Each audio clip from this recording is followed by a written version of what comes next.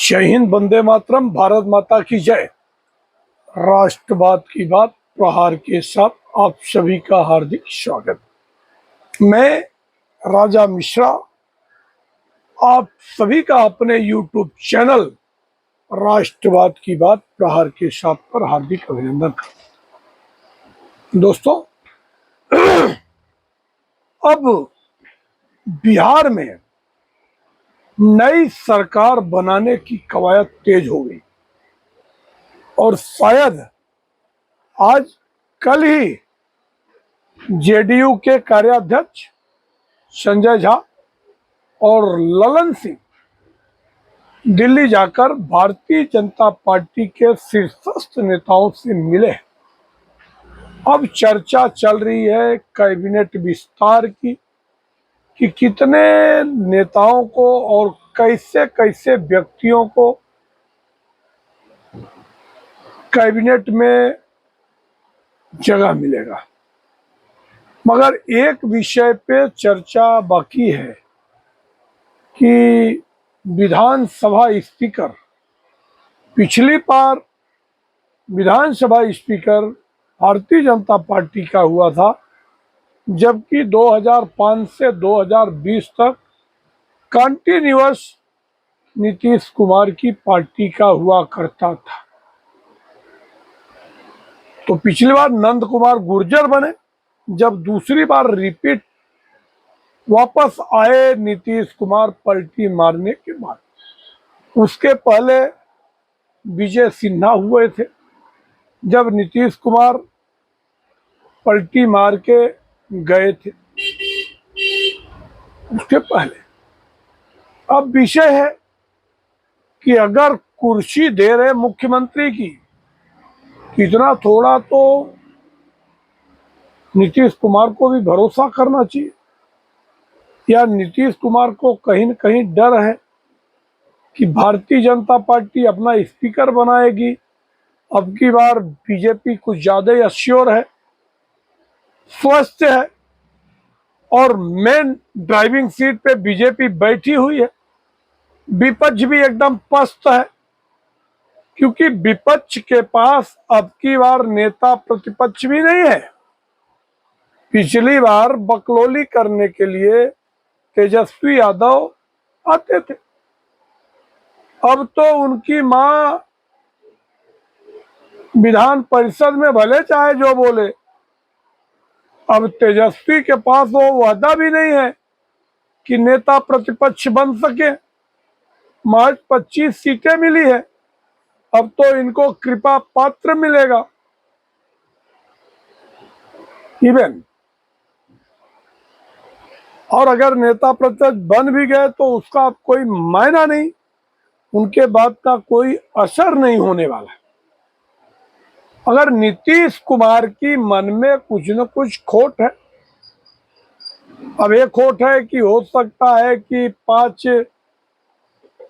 जो गोई के हैं, गोई बोले तो हम पार्टी, और 4 हैं आरएलएमपी उपेंद्र कुशवाहा के। पहले उपेंद्र कुशवाहा जेडीयू में अपना मर्ज कर चुके थे, तो कहीं न कहीं नीतीश कुमार की ये भी मंशा होगी कि अगर मैं ड्राइविंग सीट पे रहूंगा तो मैं, चाहे ओवैसी का 5 सीट आया है, वो 4 पिछली बार भी बिक गए थे, तो अब तो ये मंत्रालय में है, किसी को लालच भी मिल सकती है मंत्री वगैरह का।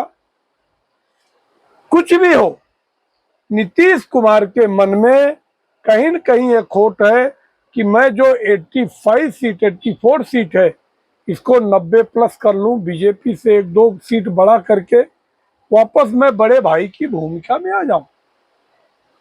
मगर भारतीय जनता पार्टी एक कतई होने नहीं देगी,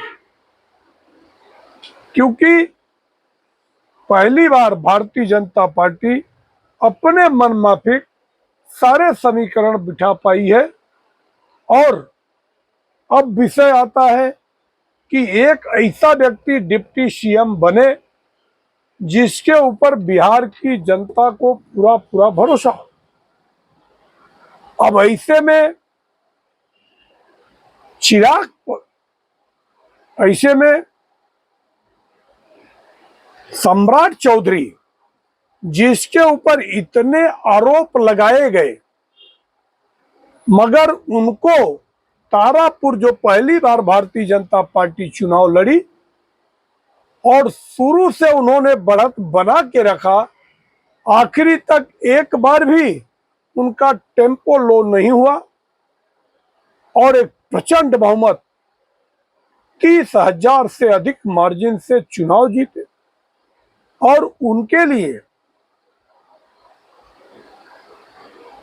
गृह मंत्री अमित शाह ने दो नेताओं के लिए रैली में, सभा में कहा था कि अगर आप इनको चुन के भेजेंगे तो हम इनको बड़ा आदमी बनाएंगे। एक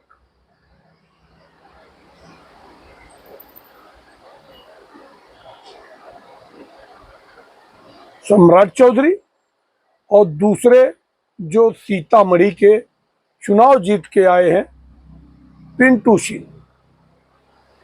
अब विषय ये आ रहा है कि सम्राट चौधरी, ऑलरेडी उनके ऊपर इतने सारे आरोप है और उनके ऊपर भारतीय जनता पार्टी इतना बड़ा दांव लगा रही है। क्यों? कि वो कुनबी और कुशवाहा समाज के आते हैं।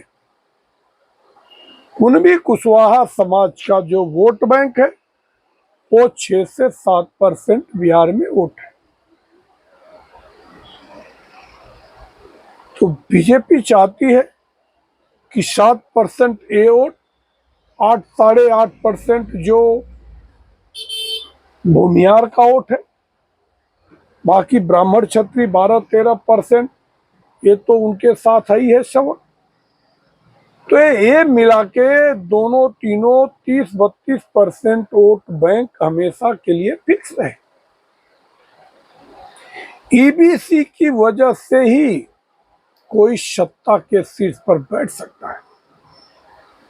और बीजेपी ने अपने मंत्री पदों की भी संख्या ज्यादा मांगी है कि आप मुख्यमंत्री लो तो हमें कम से कम 2 से 3 मंत्री ज्यादा दो। और बिहार में जिस रफ्तार से डेवलपमेंट होने वाला है, ये एक ऐतिहासिक कदम होगा कि जो अब तक पर कैपिटा इनकम बिहार का पिछड़ा हुआ है, उसको भारतीय जनता पार्टी सुधारना चाहती है। और गृह मंत्रालय पे भी मुझे तो लगता है कि भारतीय जनता पार्टी एक नया दावा ठोकेगी कि अब की बार जो भी प्रशासनिक वर्क है वो नीतीश कुमार के हाथ से बीजेपी को दिया जाए और शायद जो डिप्टी सीएम बनेंगे सम्राट चौधरी, उनके लिए ये योग्य पद होगा। और यही बीजेपी की रणनीति है। और अगर ऐसा होता है तो आने वाले समय में नीतीश कुमार मुख्यमंत्री की कुर्सी पे भले बैठे रहे, मगर असली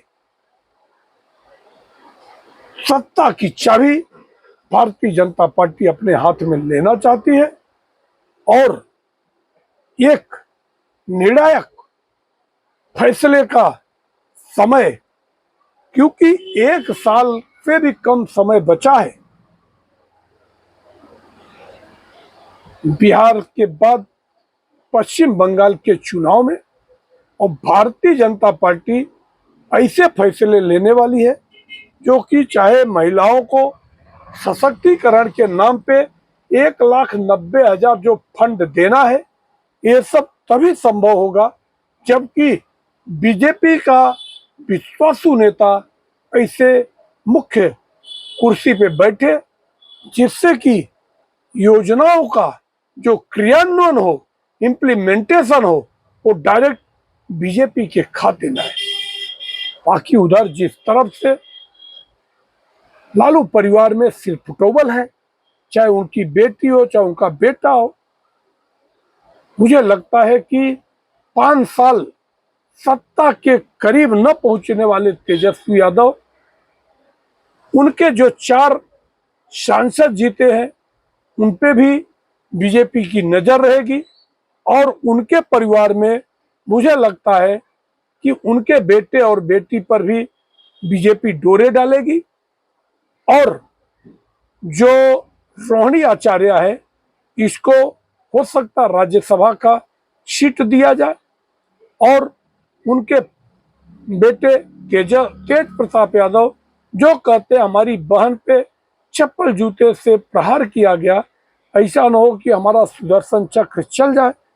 ऐसे में पारिवारिक कलह बढ़े और पार्टी में अगर टूट होती है, कहीं पार्टी 2 टुकड़े में न हो जाए, ऐसी भी संभावनाओं से इनकार नहीं किया जा सकता। आप लोगों को अगर हमारा विश्लेषण अच्छा लगे तो आप हमारे चैनल को सब्सक्राइब करें और आप अपने विचार भी रखने हो तो आप हमारे कमेंट सेक्शन में अपने विचार रख सकते हैं। हम इस मुद्दे पे कड़ी नजर रखे हैं। जैसे नए अपडेट, जो कुछ भी बिहार का नई अपडेट आती है, न्यू डेवलपमेंट होता है, हम आप लोगों के बीच में रूबरू हाजिर। जय हिंद, वंदे मातरम, भारत माता की। धन्यवाद।